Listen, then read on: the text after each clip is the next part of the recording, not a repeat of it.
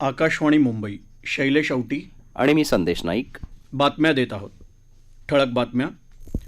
देशव्यापी कोविड प्रतिबंधक लसीकरण मोहिमेत 50%पेक्षा जास्त लाभार्थ्यांचं लसीकरण पूर्ण. ओमायक्रॉन राज्यात दाखल, डोंबिवलीत आढळला पहिला रुग्ण. देशाचा कोरोनामुक्ती दर 98.35%. महाराष्ट्रात आतापर्यंत 64,86,000 रुग्ण कोरोनामुक्त. BWF बॅडमिंटन स्पर्धेत महिला एकेरीच्या अंतिम सामन्यात PV सिंधू पराभूत. दुसऱ्या क्रिकेट कसोटी सामन्यात आपला दुसरा डाव घोषित करत भारताचं न्यूझीलंडपुढं विजयासाठी 540 धावांचं आव्हान. आणि नाशिक इथं सुरू असलेल्या 94व्या अखिल भारतीय मराठी साहित्य संमेलनाचा आज संध्याकाळी समारोप. आता ऐकूया बातम्या विस्तारानं. मात्र त्याआधी एक आवाहन. कोविड-19 प्रतिबंधक लसीकरणात भारत 150 कोटी मात्रा देण्याकडे वेगानं वाटचाल करतोय. त्याचवेळी कोरोनाच्या नवनव्या प्रकारांच्या बातम्या चिंता वाढवत आहेत. अशावेळी आम्ही श्रोत्यांना आवाहन करतो की लवकरात लवकर पूर्ण लसीकरण करून घ्या. तसंच इतरांनाही लसीकरणासाठी प्रोत्साहित करा. त्याबरोबरच कोरोना प्रतिबंधक नियम पाळा, गर्दी टाळा, मुखपट्टी अवश्य वापरा आणि हात वेळोवेळी स्वच्छ धुवा. कोरोनाशी संबंधित योग्य माहिती, मार्गदर्शन आणि मदतीसाठी राज्याच्या 02026127394 या मदत क्रमांकावर संपर्क साधा. देशव्यापी कोविड-19 प्रतिबंधक लसीकरण मोहिमेअंतर्गत 50%हून अधिक लाभार्थ्यांचं पूर्ण लसीकरण झालं आहे. केंद्रीय आरोग्यमंत्री मनसुख मांडवीय यांनी ट्विटरवरून ही माहिती दिली. ही गौरवास्पद कामगिरी असून परस्पर सहकार्यानं भारत कोरोनाविरुद्धचा लढा जिंकेल असं मांडवीय यांनी म्हटलं आहे. दरम्यान देशात कालच्या दिवसात पुन्हा एकदा दिवसभरात 1 कोटीपेक्षा अधिक लसमात्रा दिल्या गेल्या. तर लसीकरण मोहिमेच्या आज 324व्या दिवशी देशभरात दुपारपर्यंत 15,60,000हून अधिक लसमात्रा दिल्या गेल्या. आतापर्यंत देशभरातल्या लाभार्थ्यांना एकूण 127,80,80,00,000पेक्षा अधिक लसमात्रा दिल्या गेल्या आहेत. यापैकी 47,68,00,000हून अधिक जणांना लसीच्या दोन्ही मात्रा मिळाल्या आहेत. राज्यातही आज दुपारपर्यंत लसीच्या 87,000हून अधिक लसमात्रा दिल्या गेल्या आहेत. आतापर्यंत राज्यभरातल्या लाभार्थ्यांना एकूण 11,83,00,000पेक्षा जास्त मात्रा दिल्या गेल्या आहेत. यापैकी 4,25,10,000हून अधिक नागरिकांना लसीच्या दोन्ही मात्रा मिळाल्या आहेत. कोरोनाच्या ओमायक्रॉन प्रकारच्या विषाणूचा संसर्ग झालेला पहिला रुग्ण राज्यात आढळून आलाय. आरोग्यमंत्री राजेश टोपे यांनी ही माहिती दिली. केपटाऊन, दुबई, दिल्ली, मुंबई असा प्रवास करणारा 33 वर्षीय कल्याण डोंबिवलीचा एक तरुण कोविड पॉझिटिव्ह आढळला. त्यांची जनुकीय तपासणीच्या दृष्टिकोनातून ओमायक्रॉन पॉझिटिव्ह आहेत असा रिपोर्ट आलेला आहे. महाराष्ट्रातला हा पहिला ओमायक्रॉन पॉझिटिव्ह रुग्ण आहे. सर्वात महत्त्वाची ही बाब आहे की कुठलंच वॅक्सिन त्यांनी घेतलेलं नव्हतं. त्याचबरोबर त्यांचे निकटवर्गीय ते साधारणपणे 12 लोक आहेत, त्यांची सुद्धा स्वॅब्स घेण्यात आलेले आहेत.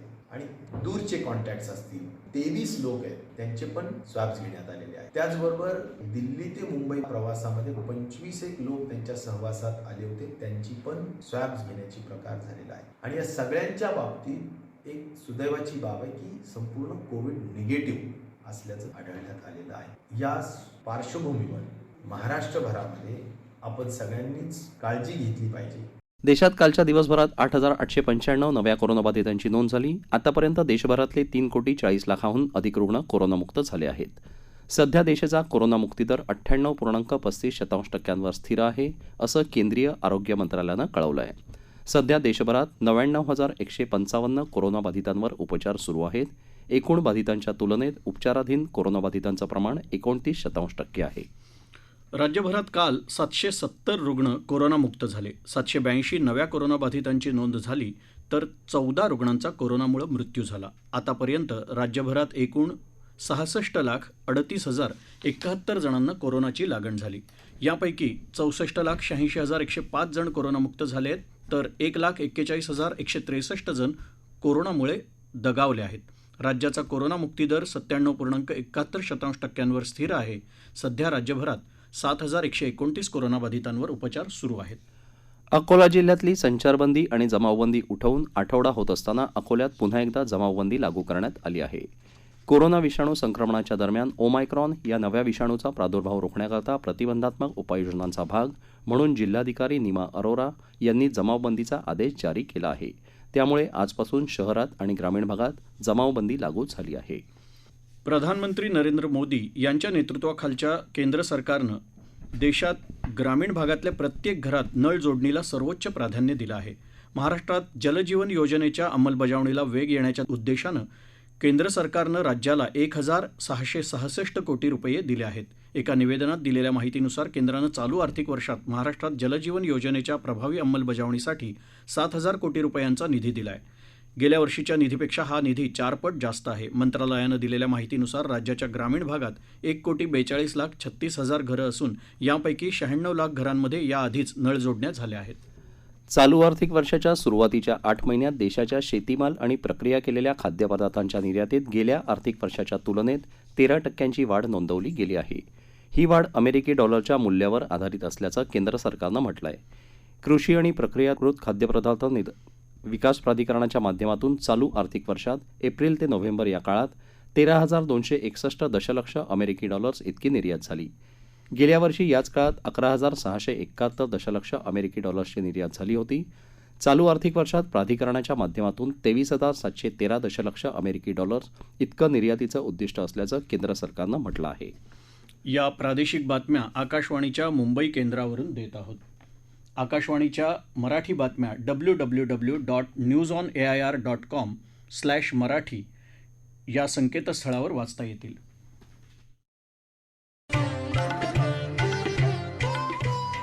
कोविड-19 से बचाव और सुरक्षित रहने के 3 उपाय। मास्क लगाएं, 2 गज दूरी है जरूरी, सुरक्षित दूरी रखें, हाथ और मुंह साफ रखें।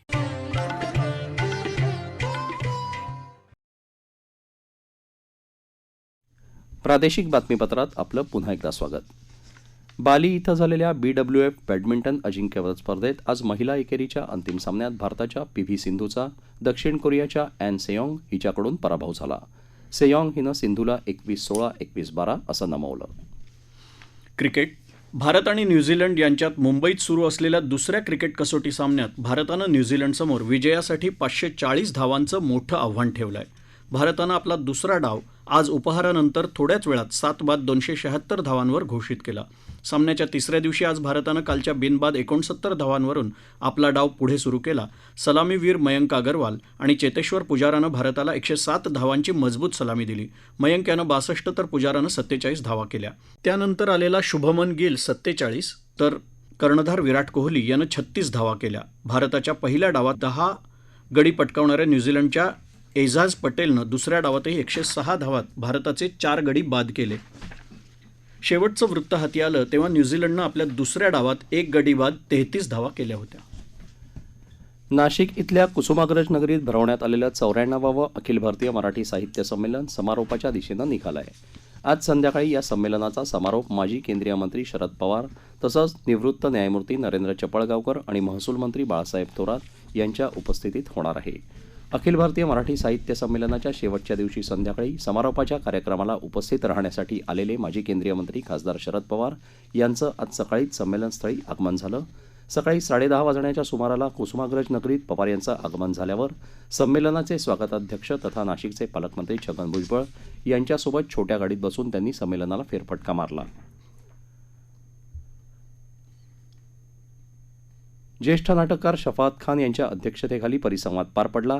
यात ज्येष्ठ नाट्य दिग्दर्शक चंद्रकांत कुलकर्णी, खासदार डॉक्टर अमोल कोल्हे, नाशिकचे नाटककार प्राजक्त देशमुख, बीडचे नाट्य समीक्षक डॉक्टर सतीश साळुंखे यांनी मत मांडलं.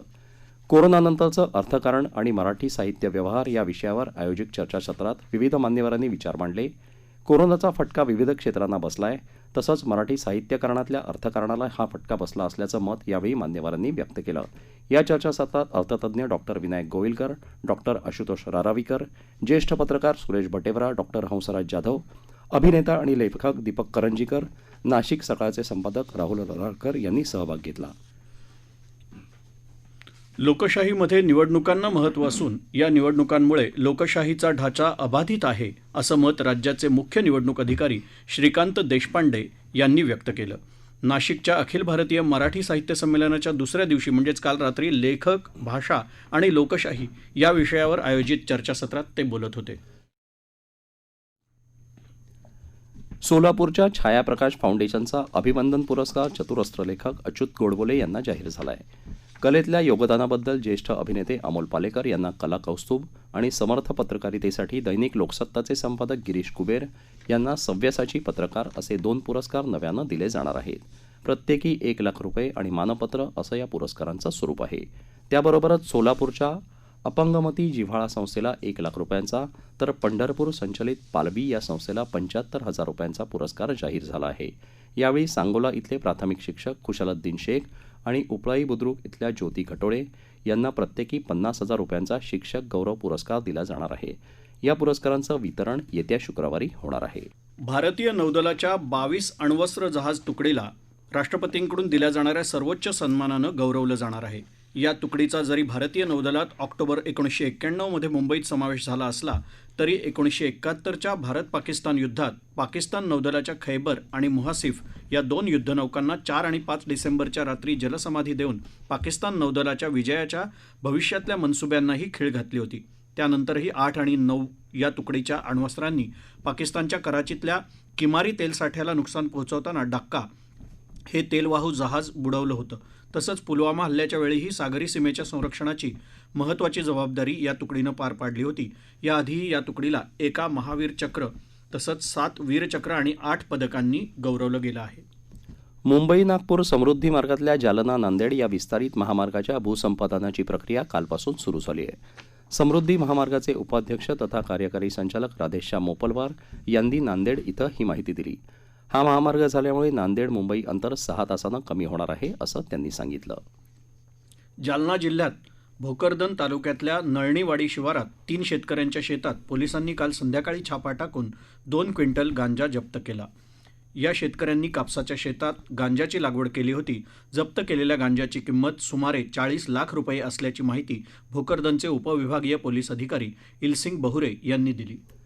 स्वातंत्र्याच्या अमृत महोत्सवी वर्षानिमित्त आकाशवाणी मुंबईच्या प्रादेशिक वृत्त विभागानं विशेष कार्यक्रमाचं आयोजन केलं आहे. ऐकूयात एक आवाहन. आकाशवाणी मुंबईचा प्रादेशिक वृत्त विभाग सादर करत आहे लढा भारतीय स्वातंत्र्याचा.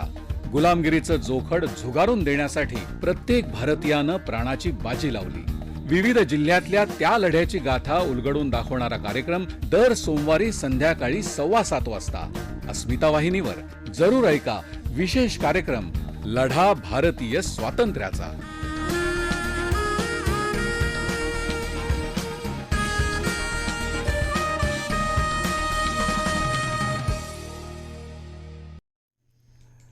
ठळक बातम्या पुन्हा एकदा.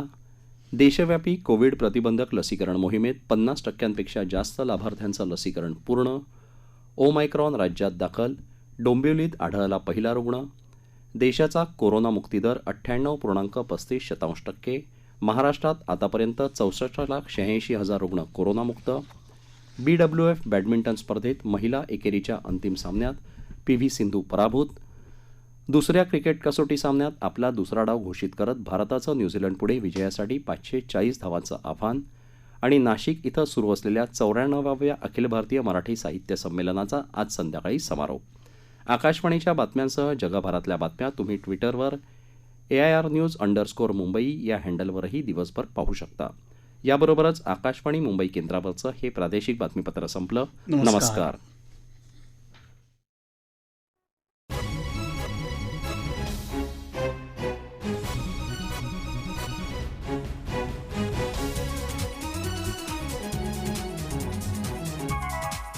Thank you.